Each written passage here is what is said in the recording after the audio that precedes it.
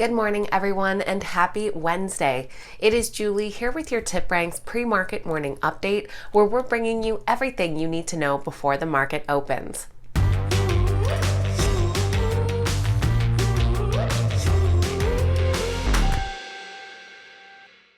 All right, guys, welcome back and thank you so much for being here. This morning, we're going to be covering exciting stock market news, notable earnings reports, as well as the morning's biggest gainers and losers. Just before we get into that, this is your friendly reminder that if you enjoy today's video, make sure you hit that thumbs up button and that you're subscribed to the channel as well. All right, let's get right into this morning's exciting stock market news. U.S. stock futures are in the green this morning. Dow futures are currently flat, while the S&P 500 futures are up 0.08% and the NASDAQ futures up 0.38%. Senate Democrats on the Budget Committee have agreed to a $3.5 trillion spending bill. This would carry most of President Biden's economic agenda without needing Republican support. The president will be on Capitol Hill today to discuss the deal. United Airlines has invested in Heart Aerospace. Together with Breakthrough Energy Ventures and Mesa Airlines, the investment is part of the three companies' push to decarbonize the air travel industry with electric aircraft. ES-19 is the electric aircraft that Heart Aerospace is currently working on and at the heart of the investment. The electric aircraft utilizes electric motors instead of jet engines and will therefore have zero operational emissions. It's designed to operate on the same types of battery used in electric cars, but with an expected range of about 250 miles. United Airlines plans to bolster its fleet with 100 electric aircraft by the end of the decade once deemed operational and approved. The airline plans to be greenhouse gas free by 2050. The United Airlines stock is currently rated a hold by analysts with an average upside of 25%. Yesterday, we saw several price targets reiterated with a new high-end target of $78. Apple will be launching a buy now, pay later service. Plus, they're targeting a 20% increase in production of their iPhones for 2021. Their buy now, pay later plan will be for purchases made through their Apple Pay services. And the new service will allow customers to pay for their purchases with 4 interest-free installments or split the payments across several months with interest. The service will be available in both online and retail stores. Goldman Sachs, which has been Apple's partner since 2019 for their Apple cards, will act as the loan lender for the new service. Apple is also anticipating strong demand for their new iPhones and have asked their suppliers to produce as many as 90 million units. This would represent a 20% increase from about 75 million units produced in recent years. Analysts rate the Apple stock a moderate buy with an average upside of 8.5%. Netflix has extended an arrangement with Universal Pictures, which gives it exclusive rights to stream certain animated films here in the U.S. Netflix currently streams animated content from Universal's Illumination Studios. Under the new agreement, it will receive the rights to Universal's DreamWorks productions as well. DreamWorks films will go to Netflix after 4 months of streaming on Comcast's Peacock platform. The major DreamWorks animated series coming to Netflix in 2022 include Puss in Boots and Minions. As part of the deal, Netflix will license the rights to more Universal productions 4 years after their release. The Netflix stock is rated a moderate buy with an average upside just over 12%. Google has been fined €500 million in a French copyright dispute.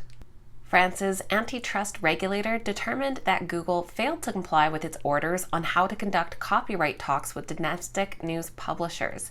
The regulator concluded that Google failed to comply with several parts of the orders issued in April 2020. For example, it determined that Google did not negotiate with publishers in good faith. Moreover, the authority noted that Google failed to share information that would ensure fair negotiations. They've allowed Google 2 months to table proposals on how to compensate news publishers for their use of their content.